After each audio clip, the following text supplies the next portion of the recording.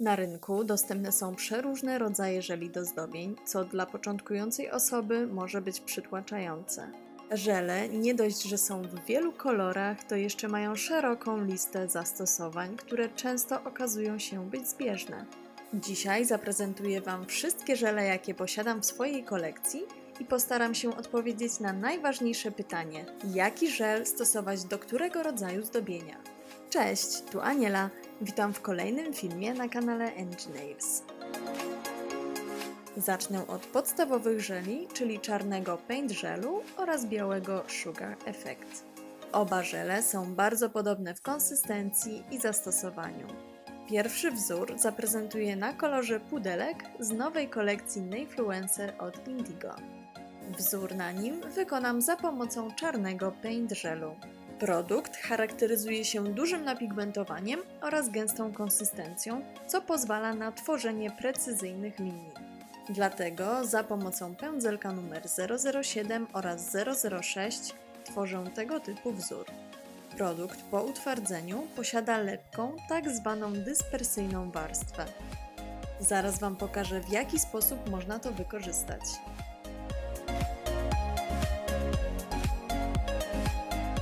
Sięgam po kawałek folii transferowej i odciskam ją na utwardzonym żelu. Przy tego typu zdobieniu ważne jest, aby kolor zabezpieczyć topem bez przemywania, aby folia przyczepiła się tylko na namalowany wzór. Całość pokrywam ponownie topem.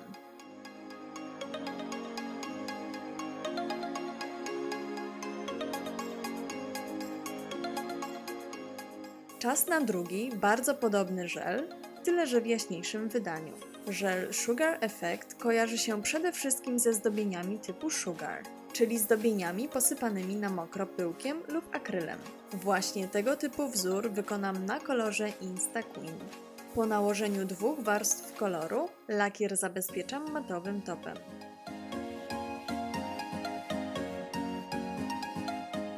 Na utwardzonym topie maluję ozdobne ornamenty za pomocą żelu Sugar Effect i pędzelka numer 006. Żel nadaje się również do ombre, a co za tym idzie do popularnego baby boomera, ale według mnie następny produkt w tej roli sprawdza się jeszcze lepiej. O tym wspomnę jeszcze za chwilę. Po wykonaniu wzoru, a przed jego utwardzeniem, całość posypuję syrenką. Wzór utwardzam, a nadmiaru pyłku pozbywam się za pomocą miękkiego pędzelka.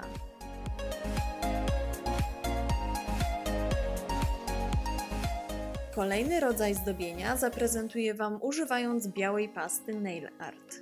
Pasta jest bardzo gęstym produktem, idealnie nadaje się do zdobień strukturalnych. Na tipsa nakładam dwie cienkie warstwy koloru hashtag. Zaraz zaprezentuję Wam przykład właśnie takiego zdobienia, ale najpierw zabezpieczam kolor topem. Za pomocą pędzelka Aquarel Sting oraz pasty wykonuję zdobienie. Dociskając mocniej pędzelek tworzę strukturalne zdobienie. Tak jak wcześniej wspomniałam, to właśnie ten produkt najbardziej polecam do ombre.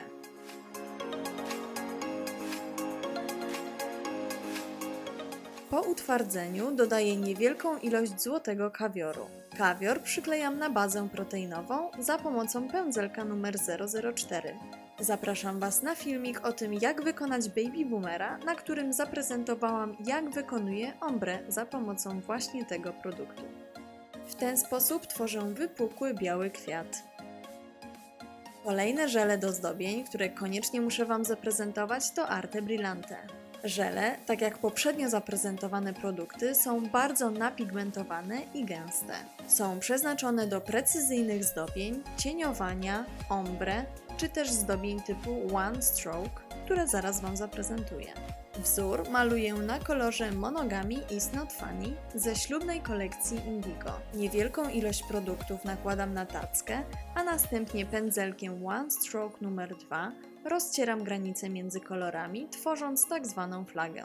Połączone na pędzelku kolory przenoszę na powierzchnię paznokcia, tworząc cieniowany kwiat. Dodaję jeszcze dwie kolejne warstwy, wzmacniając efekt. Ze względu na łatwość w cieniowaniu, żele idealnie nadają się do ikonek, co zresztą pokazywałam już na kanale. Link jak zwykle znajdziecie w opisie.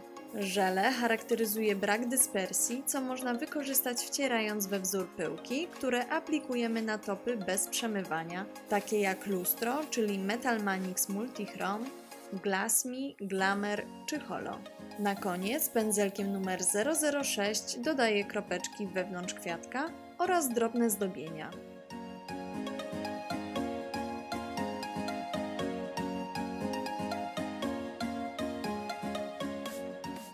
Całość utwardzam, a następnie pokrywam topem.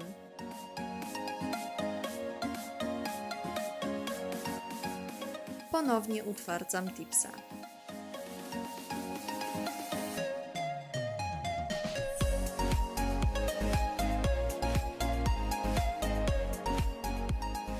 Przyszedł czas na ostatni produkt z listy, czyli musy. Wzór wykonam na pięknym neonie o nazwie Bed Icon. Dwie cienkie warstwy koloru pokrywam matowym topem. Musy wyróżnia przede wszystkim ich piankowa konsystencja, pozwalająca na tworzenie wypukłych wzorów. Poza tym ich zastosowania są bardzo podobne jak przy żelach Arte Brillante. Świetnie nadają się do precyzyjnych zdobień takich jak ornamenty, są świetne przy ombre, a także nie pozostawiają warstwy dyspersyjnej. Jeśli chcecie zobaczyć, jak wygląda ombre wykonane musami, zapraszam na filmik, do którego link znajdziecie w opisie. Tak jak widzicie na filmiku, na matowej powierzchni wykonuję czarne, wypukłe ornamenty. Gotowy wzór utwardzam w lampie. To już wszystkie produkty, jakie chciałam Wam pokazać. Tak jak widzicie, zastosowanie produktów często się powiela, a także każdy z nich zazwyczaj charakteryzuje się specyficznym zastosowaniem. Dla paint gelu jest to możliwość odbicia folii transferowej. Sugar Effect jest doskonałą bazą pod zdobienia posypywane pyłkiem na mokro. Pasta jest idealna do zdobień strukturalnych. Żele Arte Brillante świetnie nadają się do cieniowania, a musy są idealne do wypukłych zdobień. A Wy, po jakie żele sięgacie najczęściej?